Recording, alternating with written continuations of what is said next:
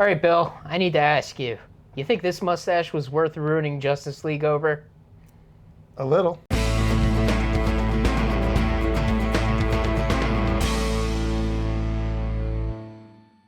Welcome back to the Out of Touch podcast. I'm Chris, that's Bill, and today we are watching Mission Impossible 6 Fallout, or just Mission Impossible Fallout, directed by Chris McQuarrie. There's no numbers, Chris. I know there's no numbers. They stopped numbering after 3. But my Blu-ray cover has a number on it. So is mine. So I'm like, it's number 6. They also number it on Paramount Plus. But those are retroactive numbers.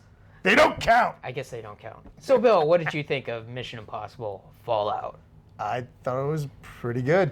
Yeah, I really liked it. Pretty crazy finally seeing this movie because this movie had kind of like some controversy. Not the actual movie itself, but more the people in the movie, or at least one particular guy in the movie. Well, the movie had repercussions for another movie because Henry Cavill having a mustache in this movie resulted in a horrific-looking Superman in the theatrical version of Justice League. Yeah. And the fact that Warner Brothers asked Paramount if he could shave the mustache for the reshoots, and Paramount, in full-on power play mode, was just like, no. And I think even Warner Brothers said, like, hey, listen, if he shaves the mustache, we'll do the digital effect for the mustache being back on. And Paramount was just like, no. We'll pay for it. And yeah.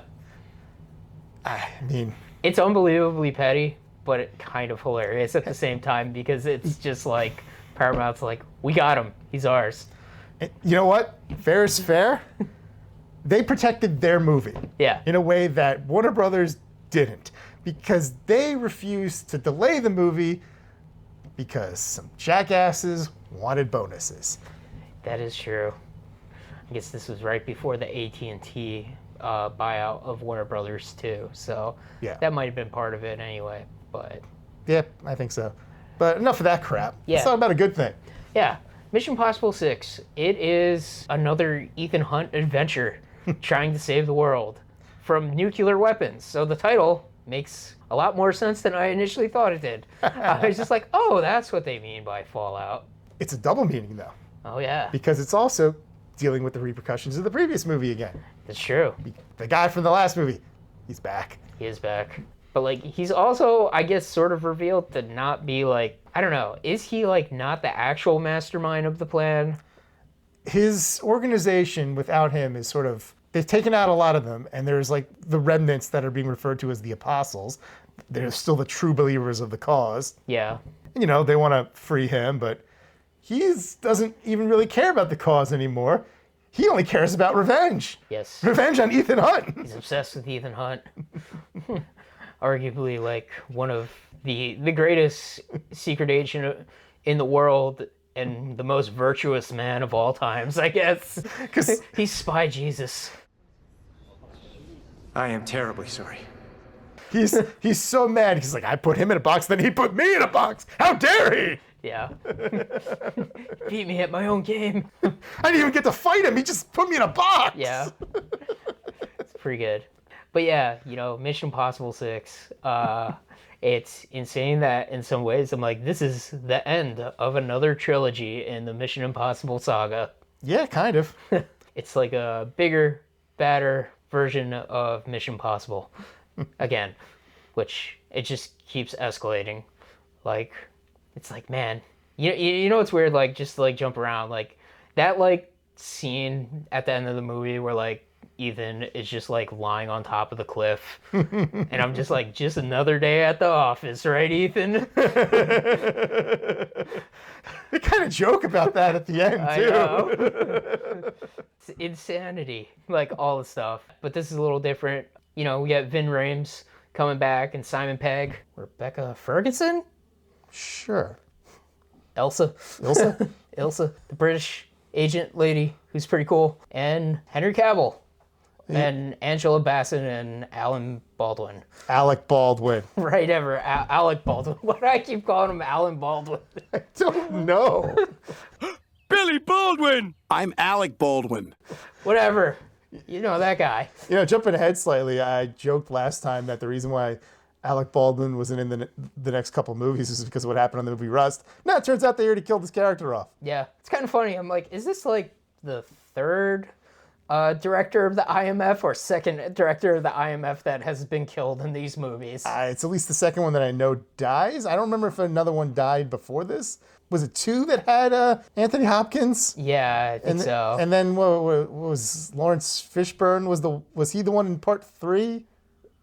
I don't think he was the director though, or was he the director or the secretary? Was he the secretary? I don't know. Yeah, they don't. There's no consistent leadership.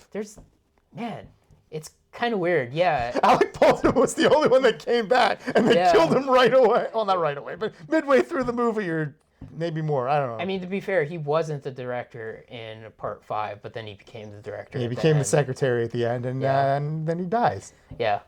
So yeah, and Henry Cavill's in this movie as Agent Walker, who is described as Ethan Hunt is a scalpel and Agent Walker is a hammer. I guess that makes sense, and it's kind of funny because when this movie starts, you immediately are like, wow, Henry Cavill's character is a dick, and he kind of sucks. So it's not at all surprising when it turns out he's a bad guy. I mean, I hate to say it, but like, kind of guessed it like pretty like close in the movie, especially with like the one thing with the lock guy, and then like immediately I was like, oh, he's fucking bad, isn't he? Sadly, I knew going in. Oh, okay. I had heard that he was bad. Yeah. Yeah, because I had heard that they had a fight on a mountain. Okay. You know, this movie has pretty good like fight scenes, honestly. Like the fight in the bathroom is pretty crazy. I mean, Oh yeah. I don't know who that guy is that they're fighting in the bathroom, but like he is like a legit martial artist guy probably. And I'm sure he's a stunt man of note, or Yeah. he's been in a million things, I'm sure. yeah, like this like guy that they're trying to like, you know, assume his identity to meet with the White Widow, which for a second there I was like, hey, is that White Widow girl? Is she like the girl from like Hobbs and Shaw? Yes. Oh, she is. Yeah. Okay, I recognized her. It's the new Invisible Woman. It's Hobbs or Shaw's sister. I forgot which one. Shaw. Shaw. Okay. Right? I think it's Shaw. Yeah. 'Cause I think The Rock was Hobbs. That's right. The Rock is Hobbs. Yeah. Yeah, now she's Sue Storm. Oh wow. Okay. Yeah. Interesting. That's funny. I'm glad I actually recognized somebody for once and not like an idiot where it's like, this person reminds me of the bad guy from RoboCop. And it's like, it is the bad guy from RoboCop, you idiot. Yeah, you moron. You know, I had a moment while watching this movie because there's a scene early on where Henry Cavill's character is talking to his boss of the CIA, played by Angela Bassett. I'm like, man, this lady's just basically Amanda Waller. And then I remember, wait a minute, Angela Bassett played Amanda Waller. This is more Amanda Waller than the Amanda Waller she played. Oh, man. What did she play Amanda Waller in again? Green Lantern. Oh, yeah, that's right. But she didn't do anything Amanda Waller like in that movie. Yeah. She was just Amanda Waller in name only. She was more like just a random scientist lady. That's so weird. She didn't act like or do anything Waller like. She's more like Amanda Waller in this movie. Yeah, she definitely is. But yeah, so...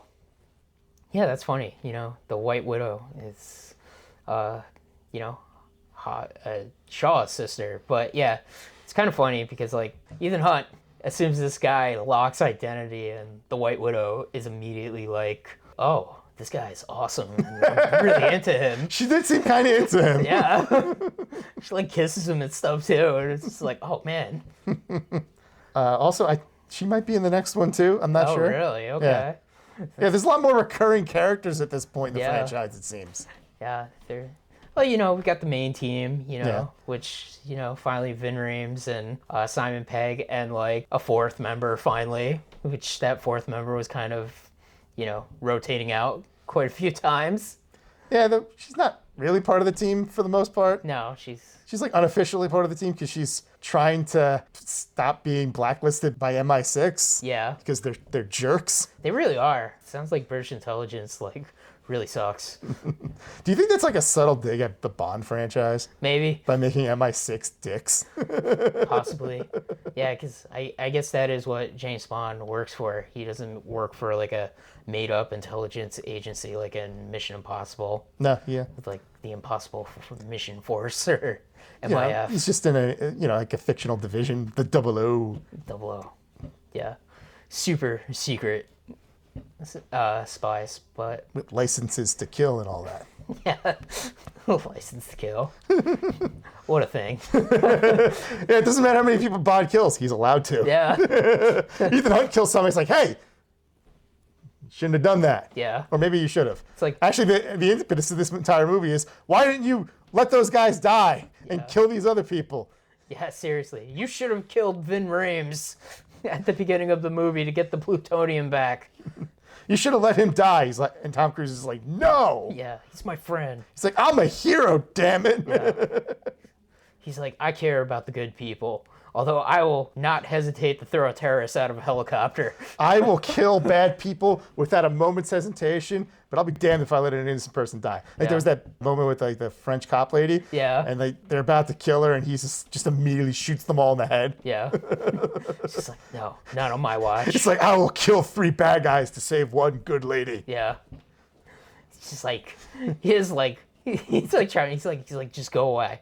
He's just like, this doesn't concern you, go away. I mean, what a moment. Like, they get through that, like, insane chase, and then they're in that garage, and they open it up, and then there's just, like, some cop writing a ticket on a car, and it's just like, oh, shit. You think they'd have the wherewithal to look before they leap, but Yeah. I guess not. Yeah, they were like, oh, I thought this was an abandoned garage. It's fine. See, it wouldn't be so bad if, garage door opens, some guys in the car. You don't think much of it. Garage door opens, some guys in the car, and then there's a guy tied up with a hood on his head. That's super sus. Yeah, it's like, what's all this about? It's like, it's our friend's kink. Don't kink shake him. He's having fun. He's having fun. It's his bachelor party. Help me! Help me! Shut up, Larry. Yeah. You old kid, are you? Yeah, he's having fun. This is what he wanted. I don't know. He's weird. But yeah, it does look pretty bad. It's good. It's a fun moment though. Oh, yeah. Oh man, It's a fun movie. Yeah, the car chases are just so great. Like, man, like, and it's funny too because there's the scene where they're in the truck, going through, and then they get to the motorcycles, and then Ethan's motorcycle doesn't start up immediately, and I'm just like, oh, it's that Walker guy. I know it. He freaking sabotaged him. Maybe. Yeah, or maybe it was just bad luck. Maybe it's just an excuse to have a fun chase. Yeah. Hard to say.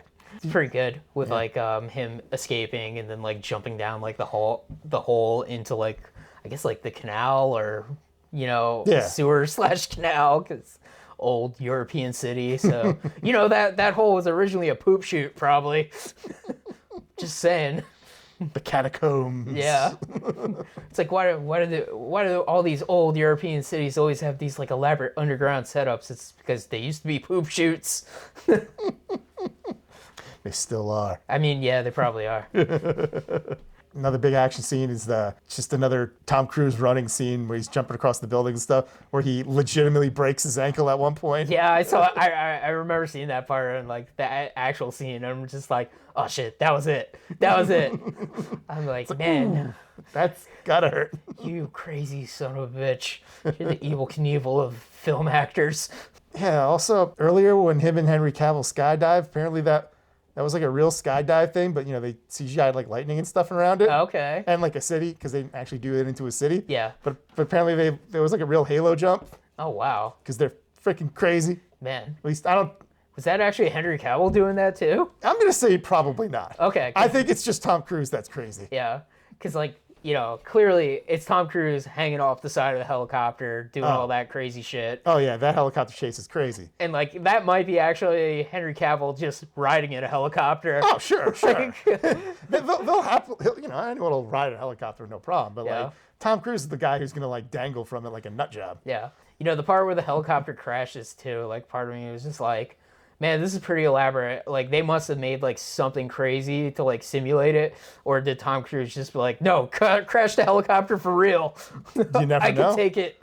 You never know. I mean, Chris Nolan crashed a real plane because it was cheaper. Yeah. It's kind of weird, but like I don't know if I should bring this up because this movie in particular, just with like all the set pieces and stuff, kind of reminds me a lot of like the Uncharted games a little bit, like especially like Uncharted 2 when they're kind of like in like this like mountainous area, and I guess they're like in the Himalayan mountains a little bit like towards the end of the movie because they're in Kashmir, so that's pretty close to like where those mountains would be.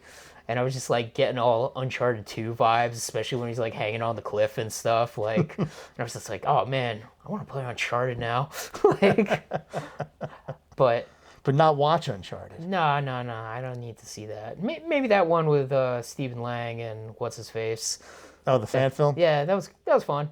You got a little taste of like, yeah, that would be kind of fun. But yeah, not the Marky Mark and Tom Holland Uncharted. That doesn't even like look like Uncharted. But anyway. Yeah, it was a weird casting choice. Yeah. He's Spider-Man, therefore he should be other things. I mean, that's not a wrong thing, but he should be different things. He should be things he's right for. Yeah. Yeah. I don't think he's right for dashing rogue.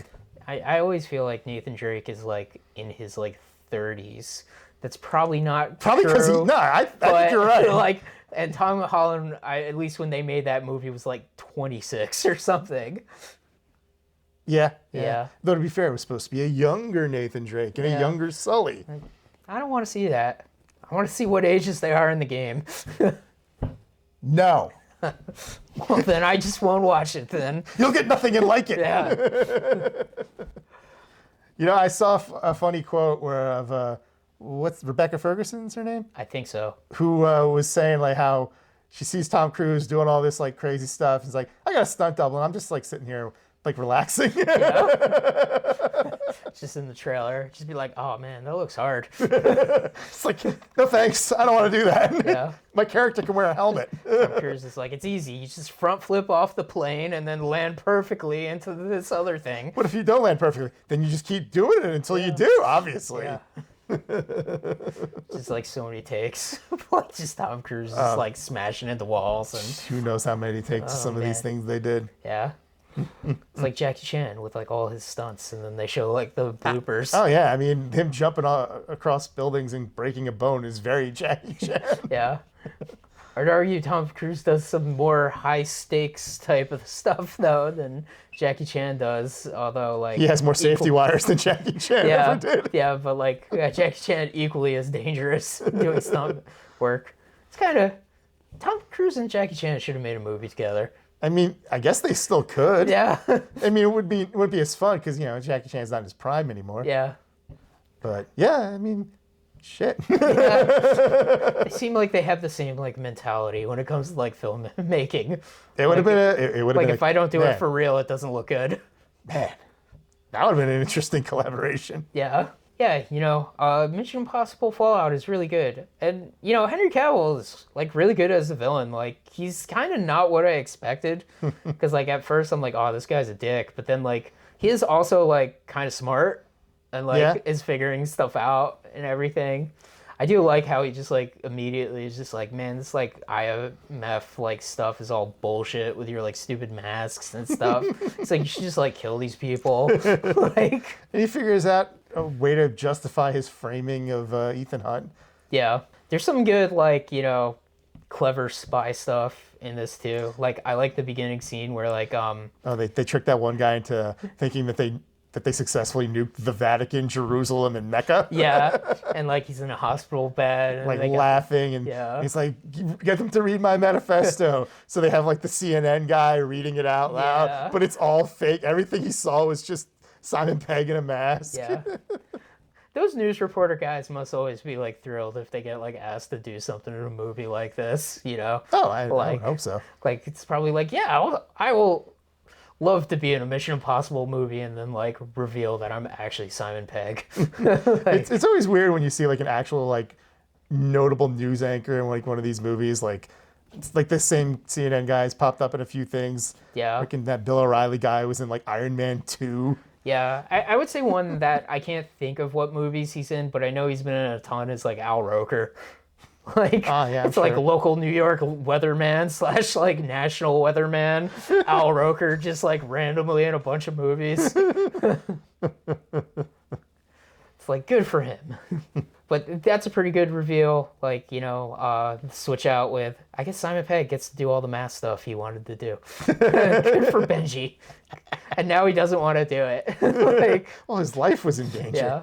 It's like, what do you mean you're going to switch me with him again? That was a fun fake out with him dressing up as the other guy and Yeah. tricking Henry Cavill. Yeah, it's pretty good. Like, they're just, like, talking to each other, and, like, he immediately, like, tricks Henry Cavill, and then Henry Cavill's just like, wait a minute. And then it's like, oh, shit. I also like the secretary's double bluff with the gun. He pulls the gun on him, but Henry Cavill grabs it. Tries shooting him. It's not loaded. Then he takes out an actual loaded gun. It's pretty good. He's also like a complete psychopath that like he's just immediately like, I'm gonna just shoot you point blank in the face like 1,000 times. It's pretty good, we get like, I guess, a conclusion to like Tom Cruise and Julia, and like she shows up in this, like, Yeah. and First in a dream, and then for real. And you wonder how this happened. And then he's like, oh no, the bad guy set this up. yeah, it's Walker. Because Ilsa's like, why is there a medical encampment here? It's all just to put her there, just to get back at Ethan Hunt. Seriously. Just petty revenge.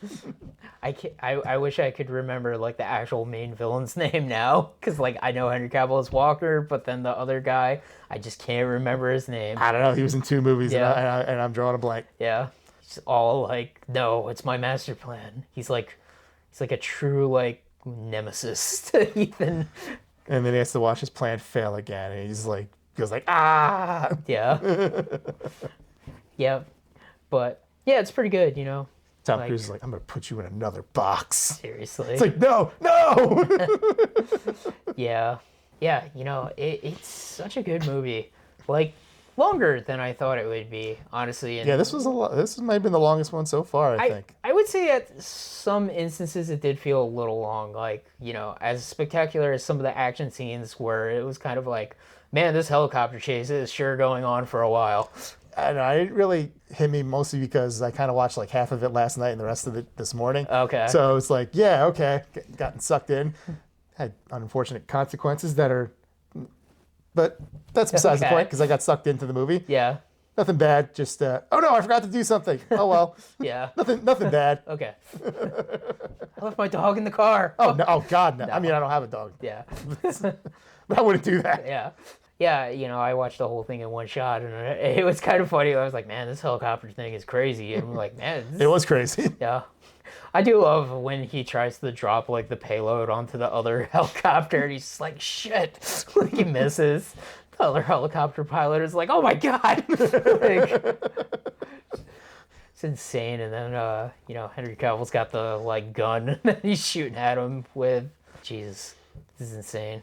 I think it's neat when you like after like the crash and stuff, he's got like a scarred face. Oh yeah, it's somehow I wish he kind of like stayed alive just to come back looking like that. Yeah. It's like, I'm your Two-Face or whatever. For like a minute, I was like, I guess maybe it could. Depends on how this plays out. But then he got a hook right to the face. I'm like, ooh no, he dead.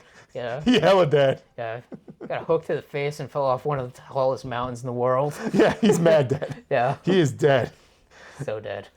They could have given him a more ambiguous death if they wanted to bring him back, but now Yeah. he's definitively dead. 'Cause it does seem like an awesome setup where like he's like scarred and mangled. Oh, and yeah. comes back. For revenge. Yeah, Imagine a scenario where just like some other guy and he just pulls the mask off and it's Henry Cavill with the scarred face. Yeah. And then a fight breaks out, but now he got a hook to the face. He's dead. yeah, he is dead. But still, pretty cool. Pretty epic finale too, with them like fighting on top of a cliff and then hanging off the top of the cliff. Oh yeah, yeah. Just kind of reminds me a lot of like kind of like Steven Spielberg like escalation and like drama where it's just like it just keeps escalating. Like every time you're like, oh, he's got it now. Oh no, something else happened. It just keeps happening. Like, I don't know what happens in the next movie, but this movie kind of ends the thing with Ethan Hunt's wife just to sort of put the foundation for maybe him and Ilsa, whatever the hell her name is, getting together. Ilsa, yeah, Yeah, which makes me think she dead. she hella dead. What's her name is in I'm pretty excited to see number 7 now, just because like I know Haley Atwell's in it, and I'm like, all right, cool. You know who's also in it? The lady that played Mantis in the Guardians of the Galaxy Palm movies. Clementine. She's like a crazy assassin or something. yeah, in that. okay. Yeah, I look forward to it. Like, it's kind of funny. Like, the Mission Impossible movies keep getting better. Ignored them for so many years. Yeah. And now I just like, look at all these fun movies I get to enjoy. Seriously. Just like rapid fire. Yeah, Suckers who had to wait. yeah. The first 3 are kind of different, but then after that, they really ramp up. But yeah, it is kind of funny. It's just like, yeah, get in to see the final one in theaters finally. The one where Tom Cruise, I don't know, jumps into a volcano or some nonsense. something. I don't know. I saw him clinging to a plane, Okay. like a biplane. Yeah. He's gonna jump from a plane into a hurricane into a volcano, If he could do it, he would try. and then the volcano is gonna shoot him into space, and then he's gonna like parkour off the satellite. Wait, isn't Tom Cruise trying to film a movie in space? Maybe. I remember reading that. I mean, I guess it could happen. There's those Amazon rockets that He's trying to- shoot celebrities in space now. Yeah, he's trying to do something. Well, he'll actually do something cool with space. Not like those ladies everyone was making fun of. It's true. It's like, oh, you're astronauts. No, you're not. You're a tourist. I heard people being like, they should have sent better babes into space. I don't know. I just, who cares? Rich people Yeah. buying their way into space, whatever. It's fun. But yeah, it's also like, yeah, okay, cool. Also, those Jeff Bezos spaceships look like dicks. They just do. I can't outdo the montage from Austin Powers, so I won't try. Yeah.